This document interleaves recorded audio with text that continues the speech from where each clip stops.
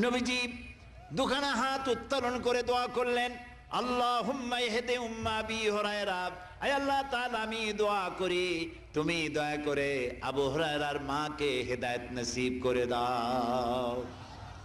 রাসূলুল্লাহ দোয়া করলেন আল্লাহ ওর মায়ের হেদায়েত করে দাও। হযরত আবু হুরায়রা রাসূলের মুখে দোয়া শুনে দিয়েছেন দৌড়। পিছন থেকে সাহাবীরা মনে করলেন আবু হুরায়রা দৌড়ায় কেন, জামা টেনে ধরছে পিছন থেকে। জিজ্ঞেস করলে আবু হুরায়রা দৌড়চ্ছ কেন, কোনো বিপদ হয়েছে নাকি? কয় না, কোনো বিপদ হয় নাই, আমাকে ছেড়ে দাও। কেন, কি হয়েছে? হযরত আবু হুরায়রা বলেন, সাহাবীরা আমাকে ছাড়ো, আমি দৌড়াইয়া বাড়ি গিয়ে দেখতে চাই। আমি আগে দৌড়াইয়া বাড়ি পৌঁছলাম, নাবি বাড়ি পৌঁছবার আগে আল্লাহ নবীর দোয়া আমার বাড়ি পৌঁছায়। সেই দুইটা জিনিসের কোনটা আমি দেখতে চাই।